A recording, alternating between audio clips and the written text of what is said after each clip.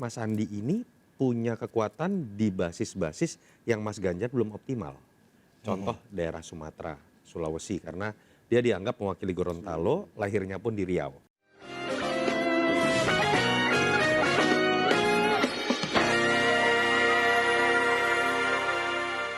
Oke, jadi ini main-main kejutan semua ya, intip-intipan gitu. Ah, nggak seru nih kayaknya nih. Kita kan pengennya tahu dari awal nih. Hanya coba sekarang kita bahas satu persatu nih, masing-masing nama ini. Karena kan ini judulnya nih menanti hilal. Nanti hilal. Kita anggaplah, asumsikan. Secara kuantitatif, nama-nama yang muncul sebenarnya nama-nama yang bagus. Gitu ya. Secara survei, tiga-tiganya ada dengan Mas Ganjar. Lalu yang Pak Andika juga bagus gitu ya, Pak Prof Mahfud juga bagus. Nah sekarang kita bicara dulu yang ada di dalam koalisi, Mas Sandiaga Uno, ya Bang Sandi lah gitu. Kenapa Bang Sandi ini nggak bisa ajak aja ya sebagai calonnya yang menguat gitu? Karena secara survei bagus, ada di dalam koalisi juga dan dibutuhkan juga figurnya melengkapi ya, figur ekonomi gitu. Mungkin Mas Toto bisa ngasih pandangan tuh. Iya, kalau terkait dengan Mas Sandi memang kompleksitas dalam konteks kepartaian paling mudah ya. Karena memang P3 bagian dari foundernya koalisi Ganjar lah katakanlah. Langsung nge-crack dengan PD Perjuangan. Tapi kalau kita lihat tadi, saya sih bukan melihat ketidakyakinan tentang Mas Sandinya. Karena Sandi punya variabel komplementer, bukan hanya dalam konteks surveinya tinggi ya. Bukan hanya tingkat elektabilitas dan popularitasnya paling tinggi dibanding yang lain. Tapi variabel komplementernya Mas Sandi ini punya kekuatan di basis-basis yang Mas Ganjar belum optimal. Contoh daerah Sumatera, Sulawesi, karena dia dianggap mewakili Gorontalo, lahirnya pun di Riau. Investasi elektoralnya pun 5 tahun lalu sebagai cawapres Pak Prabowo, sudah terbangun. Itu ada di daerah-daerah kan yang bisa melengkapi Mas Ganjar. Kira-kira bahkan bahasa gini loh, Mas Sandi jangan-jangan satu-satunya cawapres yang punya kemampuan untuk bilang saya bisa pecah suara Pak Prabowo, kira-kira gitu. Karena pernah bersama membangun investasi elektoral di situ. Tapi kalau kita coba analisis secara kritis kan mungkin juga dari sebagian stakeholder pendukung Mas Ganjar bisa juga menggunakan kacamata sebaliknya. Apakah kemudian masuknya Mas Sandi yang dulu pernah berseberangan itu kemudian akan menyulitkan konsolidasi di sebagian segmen pemilih yang merasa misalnya Mas Sandi dulu pernah berseberangan dengan kita. Penolakan kan mungkin ada juga di situ.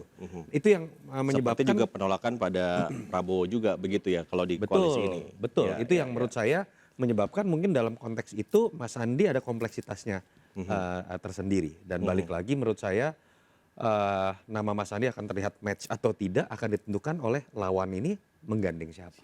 Bang Ari setuju? Ya, saya ikuti Mas Sandi ini kan ya karena kami juga di DPR itu kan di Komisi 10 bermitra dengan Mas Sandi kan. Jadi saya mengikuti bahwa Mas Sandi rajin gitu. Rajin dalam arti apa?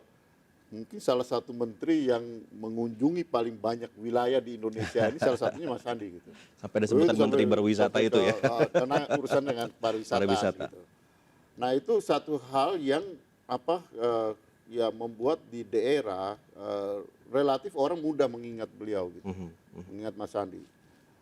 Dalam arti bahwa itu akan ya menjadi faktor komplementer tadi dan juga bisa akseleratif gitu ke depan. Tapi variabel yang lain itu ya tadi yang seperti disampaikan Mas Toto saya sepakat gitu. Dalam arti bahwa ini ya ketika kan ini tiga, kalau katakanlah kalau tiga ini jalan, ini kan tiga ini kan saling mengintip ini kan. Dan bisa jadi menjadi faktor yang ya mengganjal Mas Ganjar ketika ini dulu perlawan kita gitu. Itu masih ngaruh ya? Masih ada ya? Oh masih ada. Di pemilih? Masih ada. Masih di pemilih-pemilih yang dulu die hard ini.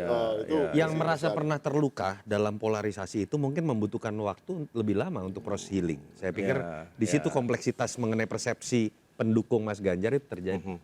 Oke. Kang Tama ada pendapat? Ya kalau saya mungkin menambahkan ya, poinnya kan juga yang saya bilang tadi ada plus ada minus. Mungkin plusnya adalah kalau kita buka peta 2019 kan ada 13 titik di mana Pak Jokowi nggak menang kan begitu. Dan tentu itu diisi oleh kekuatannya Prabowo dan Sandi. Saya rasa dari situ juga bisa mengambil pelajaran apakah kemudian yang kemudian komposisi kemarin yang juga sebagian besar PDIP mendukung Pak Jokowi, apakah juga bisa relasi dengan itu begitu. Di 13 titik dia kalah, di situ kemudian Mas Sandi dia punya pengalaman, pernah tempur juga 2019, dia tahu medannya, tahu kelebihan Pak Prabowo yang kemudian akan jadi lawan Mas Ganjar juga, tahu kekurangannya juga gitu. Jadi saya rasa plus minus selain dari kompleksitas yang tadi Mas Toto sampaikan. Jadi saya rasa juga masih punya itu. Kemudian yang lainnya kita juga nggak bisa lupakan soal pemilih muda, figur Mas Sandi ini kan juga dianggap dia anak muda, representatif anak muda begitu ya. Jadi saya rasa juga ada ceruk-ceruk lain yang bisa bermanfaat kalau ngelihat dari figurnya Mas Sandi. Menarik. Nah yang kedua tuh sebetulnya tentang Ridwan Kamil nih, yang beberapa minggu kebelakang sebetulnya cukup favorable ya di sini kan. Secara hitung-hitungan elektoral sebenarnya ini pas ya, Mas Toto ya. Jawa Tengahnya menang, Jabarnya juga bisa diambil sama Kang Emil. Kalau kita lihat kan dari survei selama ini ya, termasuk kalau kita membaca data historis pun punya korelasi kemiripan dengan apa yang jadi kekuatan Pak Jokowi sekaligus kelemahan Pak Jokowi. Mas Ganjar problemnya sama.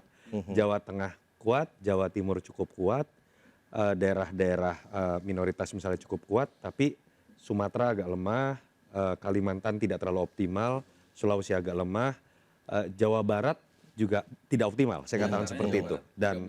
Dan itu suaranya besar sekali, terbesar se-Indonesia. Jadi memang dengan asumsi Jawa Tengah pasti Mas Ganjar kuat, Jawa Timur terbukti walaupun tidak didukung PKB atau organisasi NU secara formal, Mas Ganjar masih nomor 1 dalam survei-survei terakhir. Tetapi kemudian Jawa Barat ternyata mengalami problem yang sama. Nah, Ridwan Kamil memang bisa muncul menjadi variabel komplementer, ditambah Ridwan Kamil tidak punya problem seperti Sandiaga Uno yang tadi kita sebutkan. Tidak pernah dilihat dalam posisi ada benturan yang berseberangan. Sehingga proses konsolidasinya bisa dilakukan dengan mudah. Makanya kalau ditanya dari sisi elektabilitas, simulasi pasangan hampir semua survei paling kuat itu Ridwan Kamil, yang kedua Sandiaga Uno, ketiganya Erick Thohir dengan penjelasan yang berbeda-beda. Gitu. Oke. Tapi secara politis bagaimana mewujudkan seorang Ridwan Kamil masuk ke Ganjar Pranowo ya? Seperti apa tuh hitung-hitungan politiknya, Bang Andre? Ya, saya ingin menyambung dulu apa yang tadi disampaikan Mas Toto. Artinya variabel kita semua tahu lah, artinya Pak Ridwan Kamil ini gubernur Jawa Barat pemilih terbesar gitu, pemilih terbesar. Saya lebih dari 30 tahun di Jawa Barat dan secara politis juga dosen saya di Bandung ini.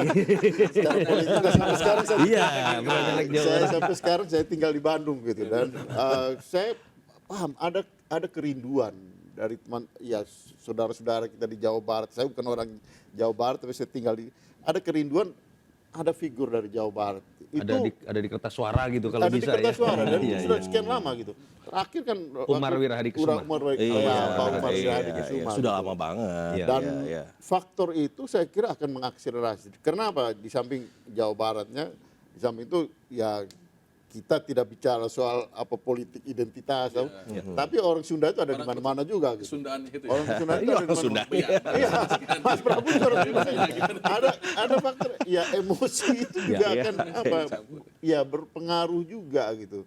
Nah, cuma memang tadi gitu faktor politiknya, faktor politisnya, artinya yang menjadi minus dalam hal ini tentu. Tapi kan ini pernah terjadi waktu Jokowi JK dulu. Jokowi JK begitu pula SBY JK. Ya begitu pula SBY JK. Jadi polanya mirip sekali. Pernah dan itu semua berkaitan dengan Golkar ya. Betul. Dua-duanya. Dan polanya selalu sama, Golkar selalu kalah dalam Pilpres tapi selalu masuk dalam bagian kekuasaan. Ini selalu terjadi gitu ya.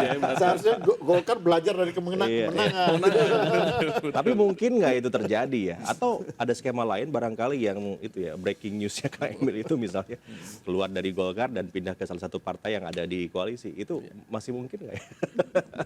Saya rasa mungkin ya, karena kan kalau mendengar dari penjelasannya Mbak Puan ya dalam pernyataan resmi, karena ini soal etika politik juga. Ya mungkin juga secara etika kok tiba-tiba mengusung dari partai lain yang jelas-jelas partai itu dari seberang gitu ya. Bahkan kita juga ingat dulu PSI mengusulkan Mas Ganjar gitu karena nggak ada izin dulu atau etika politik nggak jalan, kemudian itu nggak jalan secara lancar. Karena di PDIP etika politik kayaknya ini sekali ya, sakral sekali ya. Pendapat itu. Artinya kalau memang ini ya Golkarnya yang harus belajar dari kemenangan-kemenangan sebelumnya gitu. Kalau mereka mau, gitu, dalam arti bahwa itu akan jauh lebih smooth. Perindo lah masuk lah. Kecuali RK pindah ke Perindo. Nah, Perindo lah masuk lah. Ajak kopi dulu dong. Gitu. Mas Toto, tapi itu memungkinkan ya, maksudnya kalau dengan skema katakanlah menggunakan 2014 begitu, kira-kira masih works nggak model seperti itu yang sekarang ini? Kalau kita mau telah lebih mendalam, RK bukan ketua umum, baru menjadi kader Golkar pun baru sekali hitungannya. Artinya kalau kita kemudian menganggap ada sesuatu yang luar biasa ketika RK katakanlah harus keluar dari Golkar, pilihan paling ekstrem juga tidak. Jadi ini satu hal yang, kan kalau mau bicara misalnya RK misalnya pun keluar, tapi dalam konteks karena mendapatkan kesempatan untuk mengabdi kepada masyarakat dengan jabatan yang lebih punya otoritas, itu kan juga sebuah fakta politik yang bisa dipertanggungjawabkan ke publik gitu ya. Itu yang menurut saya kalimat Mbak Puan kemarin itu sebenarnya masih bisa ditafsirkan dalam konteks gray area. Mbak Puan itu tidak berbicara mengenai RK-nya.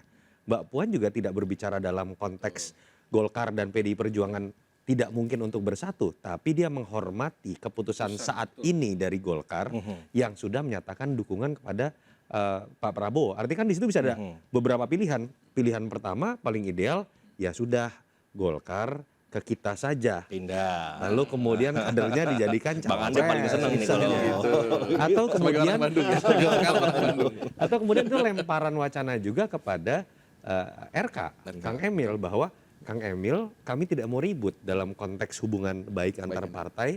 Kalau Anda memang ingin menjadi cawapres, ya sudah keluar dari Golkar sehingga kemudian tidak terjadi permasalahan di internal Golkar dikarenakan kami atau capres kami gitu. Itu yang menurut saya masih sangat Terbuka ya.